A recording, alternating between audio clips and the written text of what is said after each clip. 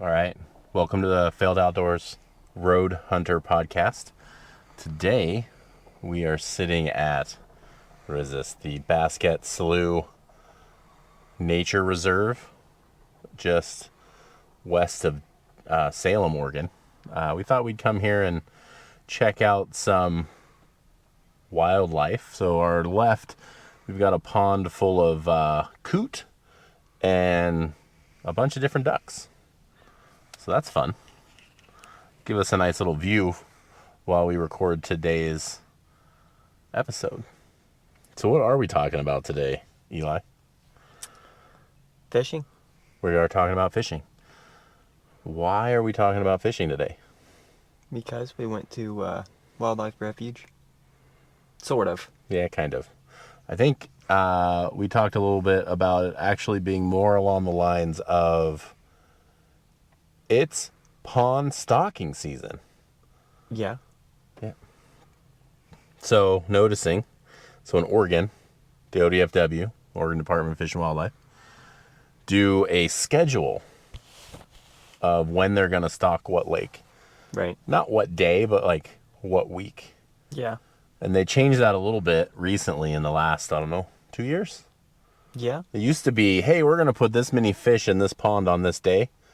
And then the avid fishermen that didn't really want to work too hard just looked at what date the trout were going to be dropped off, and then they would just follow the stocking truck and fish those areas. But they changed a little bit, and now they just say, hey, in whatever week, we are going to stock a lake or a pond with X number of fish. So, if you go to Google and type in Oregon fish stocking schedule, there is a weekly trout stocking schedule. And right now we are starting the 1st of March. So today is the 1st of March. And last week was I think it was the first week of stocking, or maybe it's the second week of stocking. But They started stocking on January 1st. did they? Yeah. Okay. All the bigger ones anyways.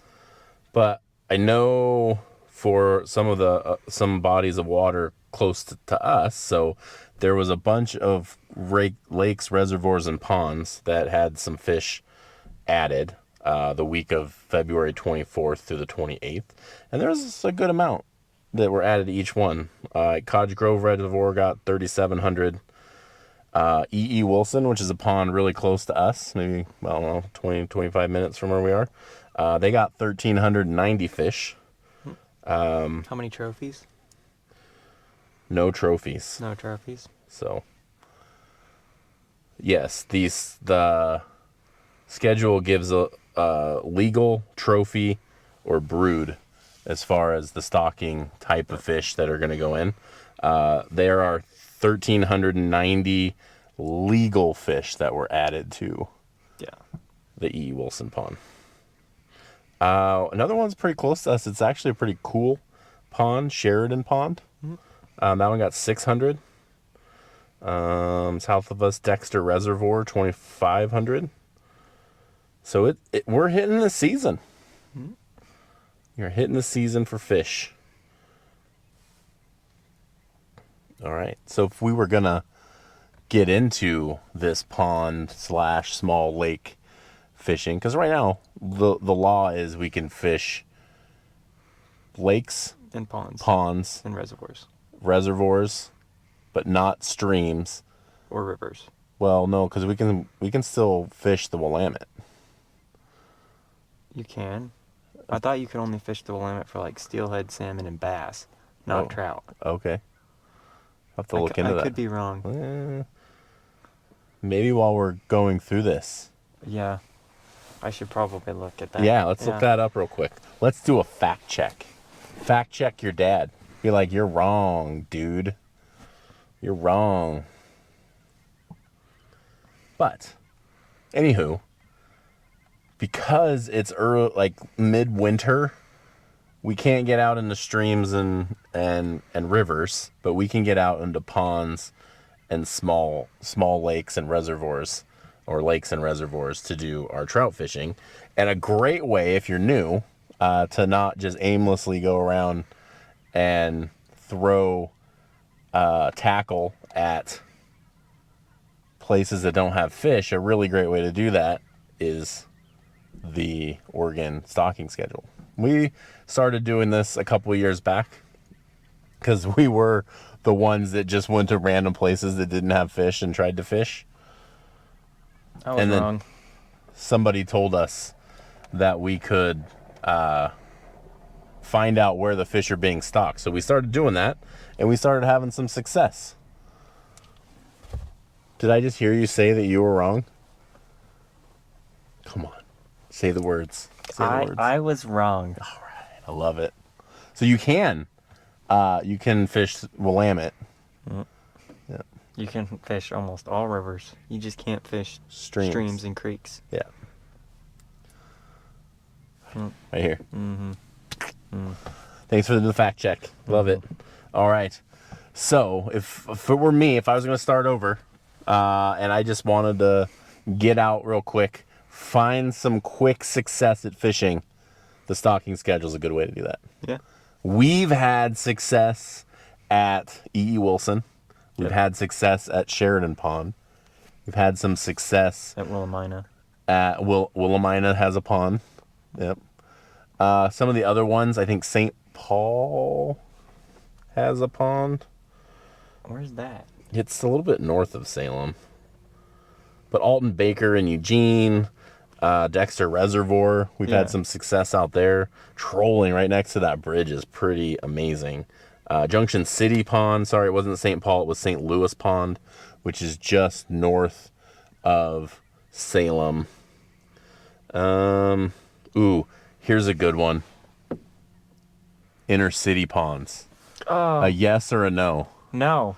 Yeah, we have had terrible luck at ponds that are within the city limits of like Salem or close to Portland. Not because of the fishing, it's more of the setting of it just didn't feel safe. Yeah. Yeah. So we try to stick to the edges, more of the rural community type ponds. And not the meth ponds. Yeah, the meth ponds. Yeah, we try to definitely stay away from the meth ponds. All right. So, if you're gonna find a pond, find the ones that are close to you. Be open to traveling a little bit because the success is okay, and it's pretty cheap to get into the equipment. Yeah. So, what do you need if you're gonna go to one of these ponds? I mean, you could go to Walmart and get a $20 setup where you get a lightweight rod or a medium action rod. You can get a cheap reel that's not the world's greatest, but it'll work. And then you can get like better line, the braided line from Spider, I think. That's what it's called. The company that makes it is Spider. Yeah. Because that's what it normally says on their wine thing, is Spider, which we normally get the 20-pound braided line. Yes. Yeah. And then you also get 20-pound monofilament, but you would want like 10. Yeah, no. So we get the 20-pound braided line because it's the same diameter as a lower like mono or fluorocarbon line. Yeah. So we still want that really small line, but I really like to have the strength of the 20.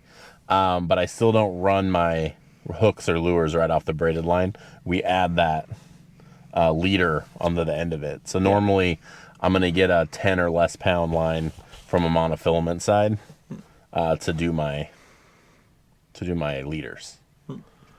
And then, I mean, lures aren't that expensive. I mean, depending on where you go, you can get them for like $1 or whatever, depending on the lure. Panther Martins are a little bit more expensive.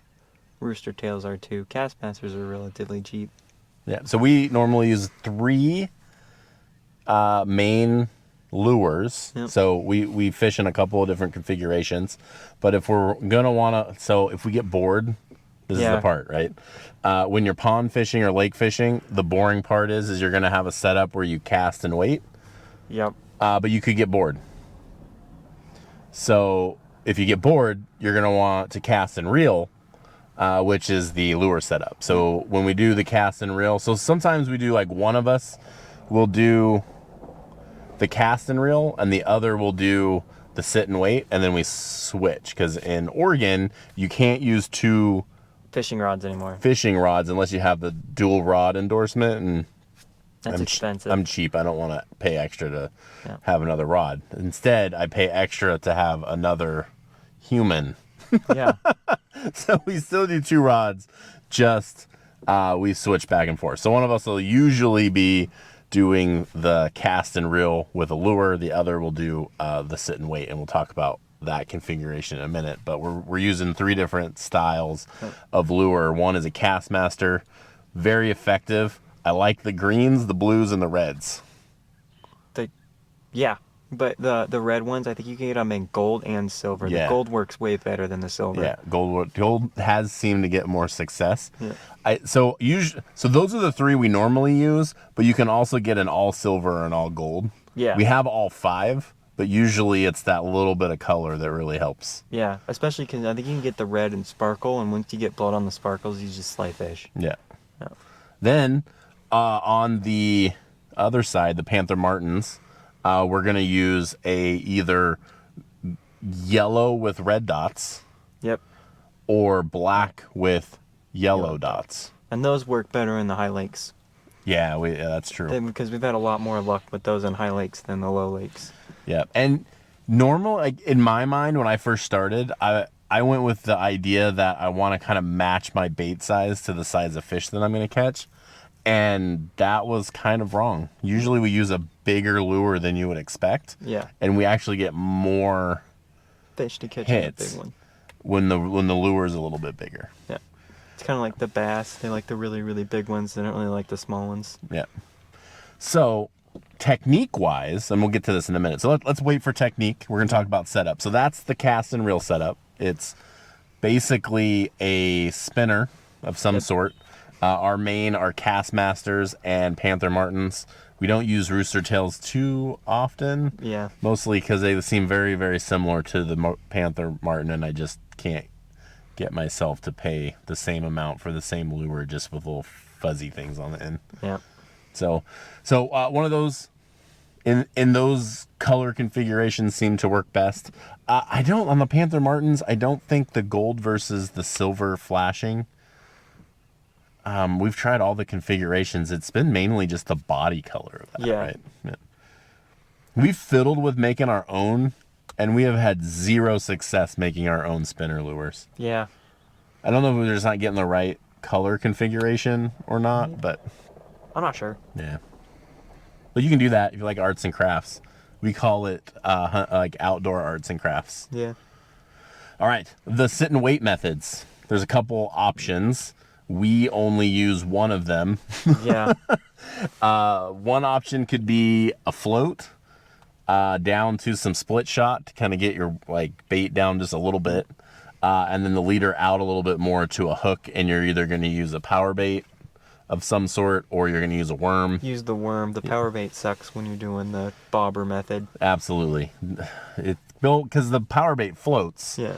And so if you don't get your weight down long, like far enough, it's going to float up, and then it doesn't get it in the strike zone very well. So usually if we're going to do the bobbers, we're going to have the split shot, and then that split shot's going to go to a worm. Yep. Okay. And then the other method that we use is a method of a Carolina rig. And we really like the Carolina rig because, We slay fish. it has actually given us the most success in fishing in ponds. And when we're going to talk about technique in just a minute, because it's a little bit different than I think you would actually think about doing. So wait just a minute, we'll talk about technique. But there is a way that you can fish even if it's really packed tight, because some of the ponds we go to, it does feel like shoulder to shoulder fishing. Yeah. Yeah. So on the Carolina rig, it's a slide bullet weight. Yep. And that sits a bead right underneath it. Yep. Against a swivel, and then you're going to tie your leader to the swivel, and that's gonna go to like an egg hook or Yeah. something along those The lines. egg hooks work a lot better than those other hooks. Yeah. Those really long ones with like the little curl. Yeah. Yeah. So you're gonna want your egg hook, and then on the egg hook you're gonna use, and we get a bunch of different ones, different colors of power bait, and it really depends. And this is gonna come into the technique side. Some days they're gonna hit green, some days they're gonna hit pink, some days they're gonna hit orange. Yep. Some days they're gonna like the garlic infused ones or the aioli infused ones. But once you find which one they're hitting, that's the one you're gonna use for the rest of the day, because that's what they want. Yep. And salmon eggs work pretty well most of the time. Yeah. Because they normally hit those. Yeah. So salmon eggs. You could do worm this way too, Yeah. or power bait. We've had the most success with power bait. Yeah. Yeah. So we've covered cast and reel, and we've covered sit and wait. Yep. Okay, and the Carolina rig, the reason why we like the Carolina rig is because that weight sits on the bottom, and that usually the power bait floats up a little bit, so you're looking at it's going to float off the bottom about that 12 to 18 inches. But because the weight slips, when the fish eats the power bait, it can run a little bit, and it's not going to feel the pressure of that weight, so it's going to allow that line to move a little bit, and it really has helped with conversion on when you get a bite, like being able to set the hook and get the fish. Cool.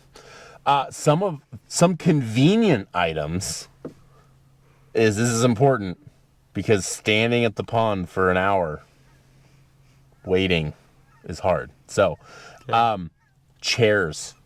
Those Ozark ones are pretty good. Underrated piece of equipment that you should take with you if you're going to a pond. You need something to sit on, and I do like those Ozark ones, and they're pretty cheap at Walmart. Yep. We got the fat guy ones because his dad's kind of a big dude, so they're comfortable though. Yeah. And then the other thing that I really think is important is something to be able to lay your pole on. Yep. So it's basically a rod holder that sticks into the ground, and you have a whole bunch of different configurations of that. You just grab sticks off the ground or something, but normally those are mangled by the time you get there. Yeah, because people like try to jam them in and broken them off. So you can either bring one with you that's always going to be a consistent height, or you can try to find one, and then you still get that, like, my pole's laying on the ground because someone snapped it off 7 times before we got it pushed into the ground. And they're only like $1.50. Yeah, they're not too expensive.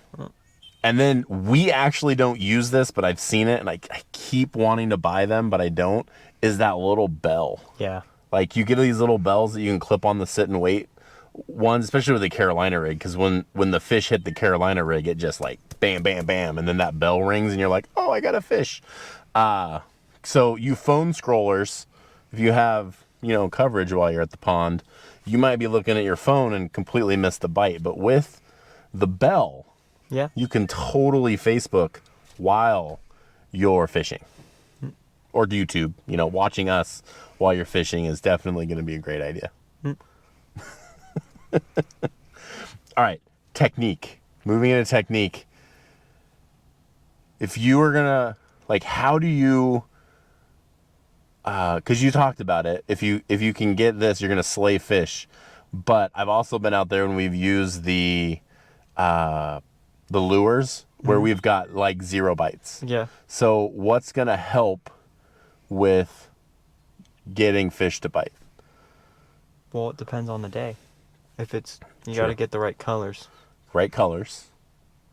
That's why we talked about the green, the blue, the red. Right. With the silver or the gold.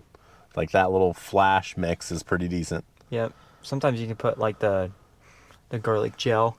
Oh, yeah. The scent. Yeah, that'll make them hit every now and then. Yeah. I'm thinking of one thing specifically where we didn't do it when we went up to the High Lakes, and then we did, and it was like, oh, that's a game changer. Oh, yeah, dropping it. Letting it sit there and sink down to the bottom in the strike zone, and then you give it a nice little tug, and then you start reeling it in. Yep. That actually worked great at that one pond that took me to. and they stocked it with all those Yeah. trout. Yeah, and you just let it sink in the column muzzle and then they caught a fish. Hard part about the ponds and letting it sink all the way though is ponds that got a lot of debris and weeds and Yeah. basically salad. I think in one of our last videos, Eli said something along the lines, "If you're not catching, you're probably getting salad," Yeah, which is the truth with ponds. Like you do get a lot of vegetation attached to your hook. So be careful with the letting it drop because you'll get snagged quite a bit. But we have found that if you cast out, let that lure drop all the way down. Let that lure drop all the way down, that you're going to find that you're going to get more success as you give it that like hard tug to kind of get it going, but then start reeling it in pretty moderately. Like you're not trying to like zing that thing in, but you're not also trying to go really slow. Yeah. Just got to think about like, if I was a fish, do I really want, like, if I don't have to work for chasing it, is it really worth it? right. Right? All right. Sit and wait technique. This is the gem of all gems. Dude, Are you ready for this gem? yeah. Sit and wait. Are you thinking I'm going to totally dad joke this or what? Yeah. Well, sitting and wait is a thing, but really, I'm thinking of one time where, man, there's a lot of traffic on this road. Mm-hmm. All right, there is a gem, and I'm thinking of a story of a time we went out, and you and I spent the time hucking our bait to the middle of the pond Yeah. and let it sink to the bottom, and we waited and waited and waited, and we got nothing. Right. There was a gentleman that came, and he was maybe 15 feet to our left, and he would just flick it out there like 20, Yeah. maybe 20 feet. Yeah, not even that. Yeah, I mean, he had like a 12-inch Yep. leader and to a split shot and a piece of power bait, and he would just flick it out there 10 to 15 feet and let it sit just off the bank, and he would just sit there, and about every 15 minutes or so, he'd pull out a fish. Yep. They were really big fish. Yeah. So I think the gem here for pond fishing is don't just keep throwing it in the same spot, Yeah. because those fish are going to move around that pond in whatever configuration that they are. And if everyone's throwing it to the middle, there's a lot of pond that isn't being fished by the majority of folks that are there. Right. So if you're not getting a bite, you don't even have to move position. Just move how far your bait is towards shore. But yeah, and you know what was really bad is I watched the guy do it, And then we didn't do and it. I never did it. I never just like pitched it out there. So I don't even like. I just kept watching him reeling fish, going, "Why can't we catch any fish?" But it wasn't until later when I was like, "Why didn't I try to fish just right out in front of my feet?" Yep. Yeah. All right. Other technique. Anything else with the sit and wait? No. There's not a whole lot of technique to that one. Yeah, I think except waiting. I think the other really important thing is, and we talked about it a little bit, is if you've sat there for a while, Yeah. is reel your stuff in and change the color of your power bait. Yeah. Or change to a salmon egg, or change to a worm. Yeah. You really, like, the success of sit and wait is really trying to figure out what they're actually going to eat. Right. I mean, like, if we went to E.E. Wilson today and they had just stocked it with 1,300 fish. I bet you could catch a whole crap load on just those little spinners. Yeah, I mean, I would start out with trying to run some spinners through it. Yeah.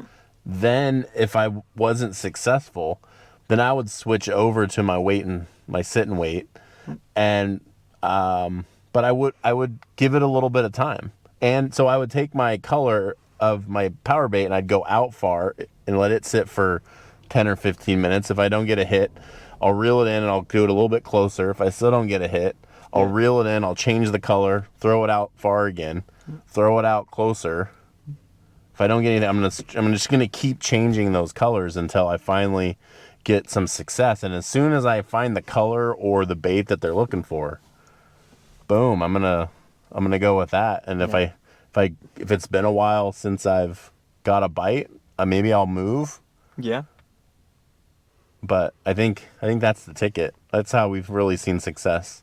I mean, normally if we're gonna go out in the morning, we're gonna get there fairly early so we get a spot, and then we really are gonna start seeing success. If we haven't really seen success by 9 or 10 in the morning, like we should just pack it up and go. Yep.